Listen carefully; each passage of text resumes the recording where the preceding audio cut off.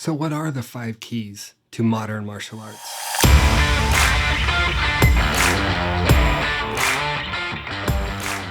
What is modern martial arts, or Gendai Budo, anyway? So Gendai Budo implies a modern Japanese martial art that has origins in traditional Koryu Japanese martial arts.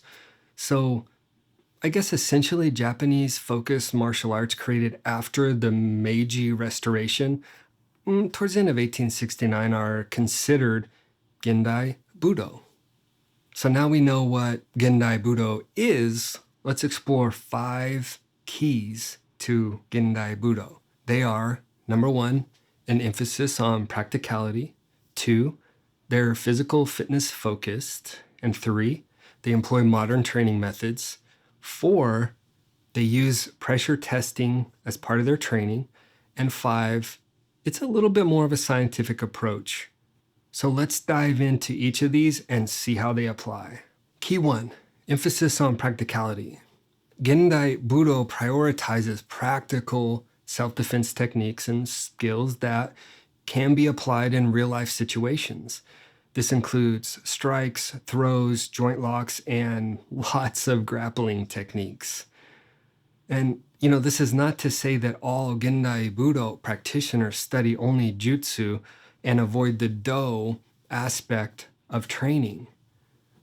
So what's the difference between jutsu and do anyway? Well, the main difference between jutsu and do in Japanese is that jutsu refers to a specific technique or skill, while do refers to a broader philosophical or moral path or a way of life. Jutsu typically stresses the technical aspects of the art, such as specific tactics, techniques, and applications that are used in combat. The focus of jutsu is mastering these techniques and using them effectively in a practical sense. So on the other hand, do puts a greater emphasis on personal development and maybe even spiritual growth that one receives through training. The focus is not only on mastering the techniques, but also cultivating a little bit of inner discipline, respect, and even humility. Do is often really looked at as a more holistic approach to training martial arts, where physical practice is the vehicle used to achieve greater awareness and a bit of personal transformation. Our approach is very much jutsu first and do second. Well, although do is always there in our training. It's probably clear to say that when one begins training, the focus is jutsu, and as one progresses through training, it transforms to do as they begin to understand, apply, and continue to train the principles that make those techniques work. All right, so let's talk about key 2, physical fitness focused. Gendai Budo stresses physical fitness and conditioning with a focus on building strength, endurance, agility, and even flexibility. And that struggle that we encounter when we add physical fitness pieces to our training helps teach tenacity too.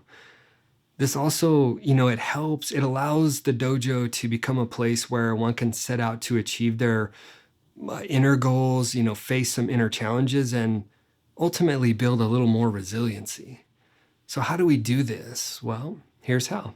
It's a very simple formula where we start with basic exercises or technique sequences and gradually work up to more challenging ones. You're just adding a little bit more. This teaches those on the dojo floor that perseverance and how to push through that physical and mental barriers, especially directly in the face of discomfort and fatigue.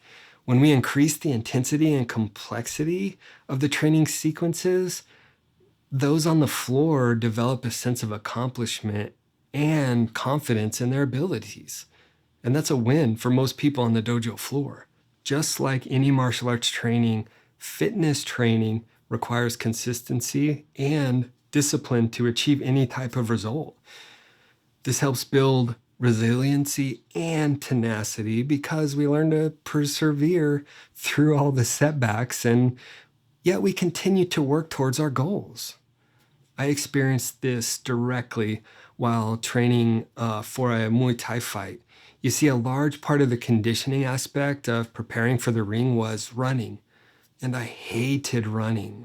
It was up until another more experienced fighter told me that you don't run twice a day as part of Muay Thai conditioning just for the body. It's for conditioning the mind too. That's when it clicked. Like, don't get me wrong, running still sucks, but I had a new perspective on why I was doing it. Now I wanted to run. I wanted to push through that, every sucky step of it. And it helped me build tenacity, and developing resiliency, discipline, and perseverance are all those components that are in tenacity. If there's one thing that I learned from my first martial arts teacher, it was tenacity. Sometimes we call it tenacity, sometimes we call it heart. So key number 3, modern training methods. Most Gendai Budo makes use of Western sports training and incorporates modern equipment and techniques like weightlifting, plyometrics, and even circuit training. So those 3 things are part of training because of the benefits that they give us just by doing them.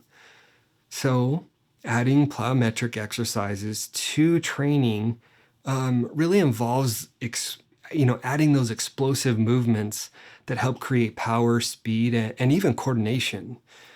And having the ability to generate explosive force and move quickly and efficiently is extremely useful in a self-defense situation, because a lot of times that's where speed and power are most critical. A lot of people add plyometrics to their striking training. So weight training benefits those in martial arts training to increase their strength and power. Strength and power are not necessarily a requirement for martial arts, but they help improve striking and grappling abilities for sure. Many martial artists overlook adding weight training to their routines without realizing that it improves joint stability and reduces the risk of getting injured, either on the dojo floor or even on the street. And I'd say most dojo includes circuit training of some sort. It involves really just a series of exercises performed in quick succession with little or no rest in between. Sound familiar? And all that improves cardio endurance, muscular endurance, and just totally raises the overall fitness level. And this works wonders in arts that require high levels of stamina, like all the grappling arts.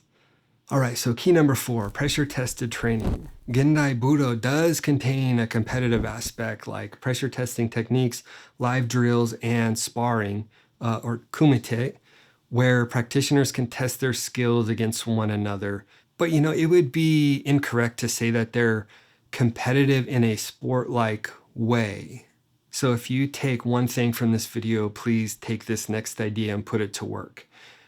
Pressure testing techniques is one of the most enlightening things you can do in your art. Whether it's through live drills or different methods of sparring, you absolutely 100% benefit by pressure testing everything that comprises that art. So does that mean we should toss out tactics or techniques that we find inadequate under pressure? Hardly. I'd recommend ensuring you're not trying to make something work where it's designed to work somewhere else. Is it the wrong tool for the job, or is it the wrong job for that tool? Ultimately, it's up to you to look deeply into this and decide for yourself. So next up, we have live drills as part of this pressure testing framework. And live drills are, as I'm referring to them here, applying techniques or a sequence of techniques in a controlled environment. It's not just a free-for-all. And training this way ingrains the technique's movements into muscle memory, so it's easier to perform and execute them in an emergency. Because by training in a more alive situation where we don't know what our training partner will do next, really helps develop that ability to read and react to their movements faster and even more effectively. And this really pushes one to become a good problem solver because live drills require you to think on your feet, no pun intended, and quickly adapt and change to those situations. It also helps you learn and analyze, different movements and find effective counter strategies to address them. Another key to pressure testing your art is free sparring. Generally, sometimes this is referred to as randori or JUSTSU. Whichever word you use, it's likely based on the art in which you teach or in which you train. What's most important here is that both ways of sparring are without using a plan or set of sequences. Sparring helps improve your sense of timing, your distance, and all that leads to becoming more effective in your attacks and your defense. By practicing techniques in a live, dynamic environment, you develop the ability to come up with effective strategies and problem solve on the fly as it's happening, and that always leads to more confidence. So overcoming the challenges that your opponent shows you and abilities by testing your skills against a live, resisting opponent, very important. You build confidence in your art, and most of all, you build confidence in yourself. All right, so here's the last one. Key number 5, scientific approach. Nearly all Gendai Budo take a more scientific approach to training by studying and understanding a couple principles. And those principles are biomechanics, physiology, and psychology, because all of those help optimize training and your performance. So how is this even useful to you, right?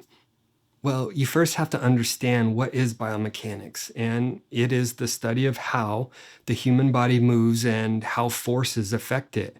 That's very important to martial arts, wouldn't you agree? So understanding the principles of biomechanics help you optimize movements for max efficiency and effectiveness. So what does that mean? So by understanding how to align your body properly and generate force most efficiently, you do 2 things. First, you improve the forces required by the technique, and second, you reduce your risk of injury. If you're unsure how biomechanics are at play while punching, there's a good chance you'll injure your wrist. I think we inherently do this as martial artists, but we don't place too much direct attention on teaching or sharing biomechanics. But we really just want us and our students, those training with us, to avoid unnecessary injury. So the next one is physiology, and it's the study of how the body functions. When you have even a basic understanding of the principles of physiology, you really can put them to work for you for your training and your recovery. I recently did a video podcast with Beto Villanova. He's a 4th degree black belt in Brazilian Jiu-Jitsu, and he's making the transition from competition to more teaching, and he does physical conditioning to improve his recovery time, not necessarily to get faster and stronger, but to recover faster so that he can train with his students more. The last piece to key number 5 is psychology. And by learning techniques to control your thoughts and emotions, you really learn to stay focused and you just perform better under pressure, especially in a self-defense situation where it's either about to get really ugly or it's already gotten really ugly. A calm mind will always be your best ally. So until next time, keep focused, keep training, and thank you for watching.